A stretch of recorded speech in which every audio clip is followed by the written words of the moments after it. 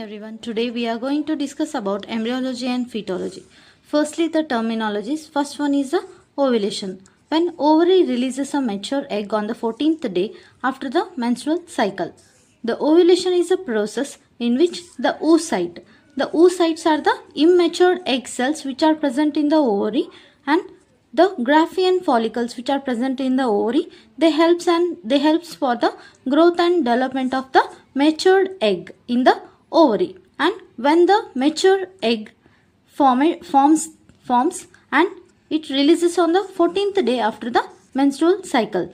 The process of release of this mature egg is known as ovulation. Next is the fertilization.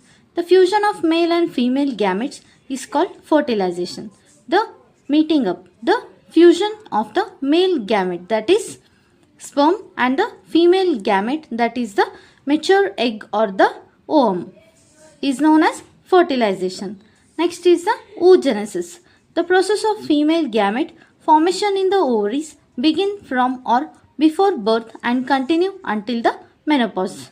This oogenesis continues until the menopause, from the birth until the menopause. Menopause means the stoppage of the menstrual cycle at the age of 45 to 55 years. It is a process of female gamete formation in the ovaries.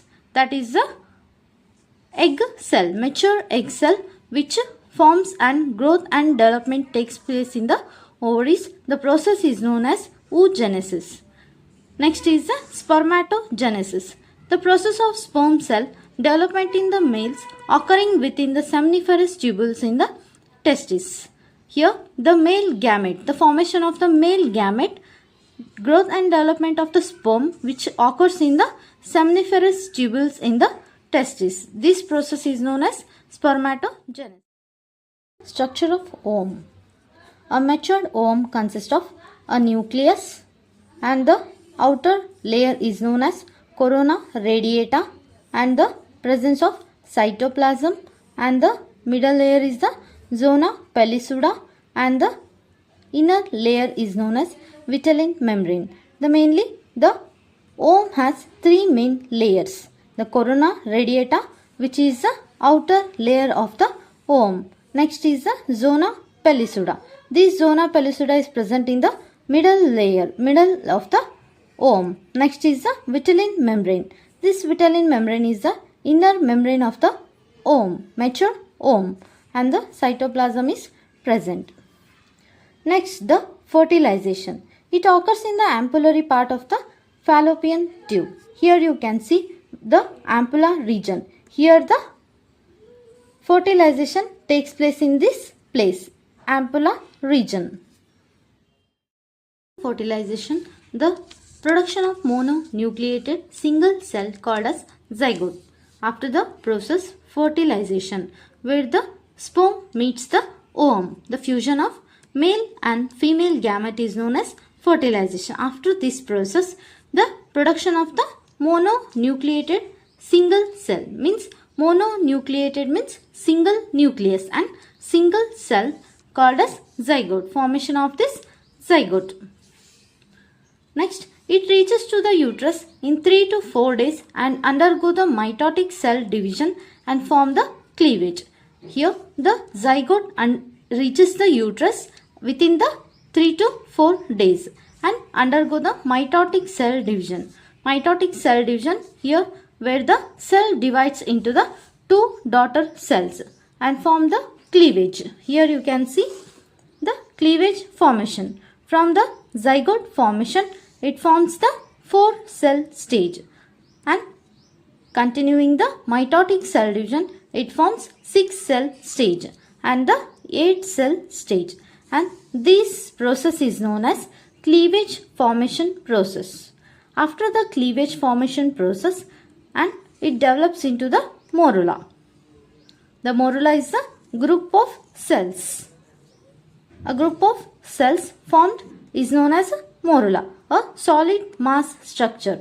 It is known as a morula. The ovum divides into 2, 4, 6, 8, 16 cell stage, and ball or solid ball of cells is formed called morula. Here the solid ball of cells is known as the morula.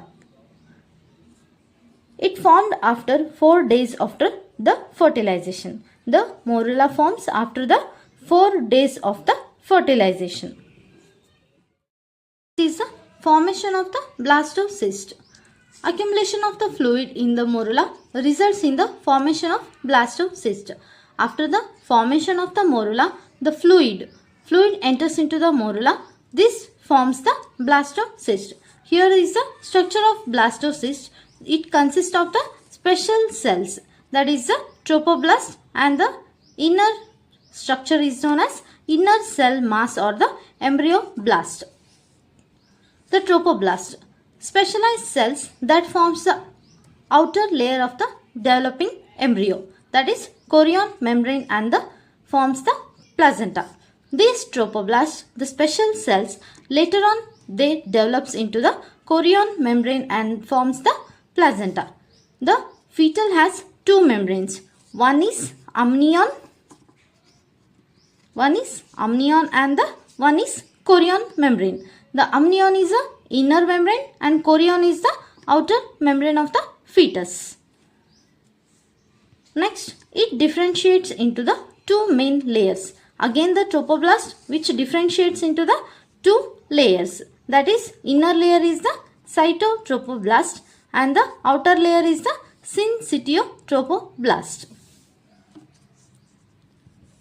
Next is the inner cell mass. Here is the inner cell mass or the embryoblast. It develops fetus and amnion, and this inner cell mass later on develops into the fetus and the amnion. Amnion is the inner fetal membrane. Implantation. Around 6 to 7 days after the fertilization, the blastocyst reaches to the uterus. After the 6 to 7 days of the fertilization, the blastocyst which reaches to the uterus, that is the endometrium layer. The blastocyst attaches to the uterine wall to the endometrium, the process known as nidation process.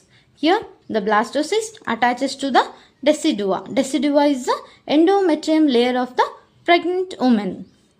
The process is known as nidation process. It completes on the 10th or 11th day after the fertilization. This nidation process completes on the 10th or the 11th day after the fertilization. You can see the blastocyst, implantation of the blastocyst in the decidua or the endometrium layer in the uterus.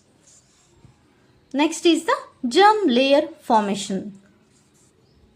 After the blastocyst implantation, the germ layer formation takes place. Here is the germ cell formation structure. After fertilization, blastocyst undergoes the process known as gastrulation, where it differentiates into the 3 primary germ cells.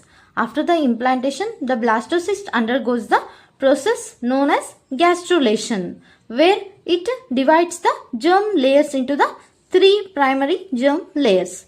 They are the endoderm, mesoderm and the ectoderm. Here you can see the amniotic cavity, ectoderm, mesoderm and the endoderm. Endoderm is the inner layer, mesoderm is the middle layer and the ectoderm is the outer layer, and the amniotic cavity later on which fills with the amniotic fluid, and this is the vitelline duct, and this is the yolk sac where the fetus develops.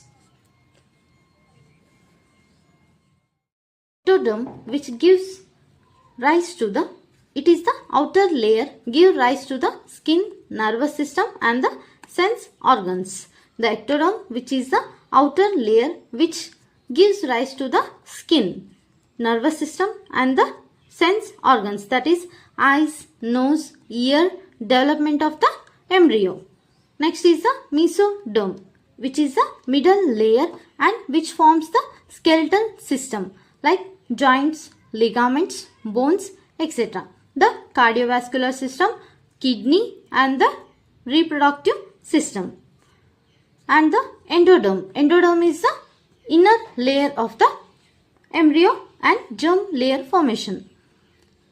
It develops into the respiratory system, digestive system like organs like liver, pancreas and the urinary bladder. Here the endoderm which gives rise to the respiratory system, and the digestive system, the organs of the digestive system, esophagus, stomach, liver, pancreas and the urinary bladder. Thank you.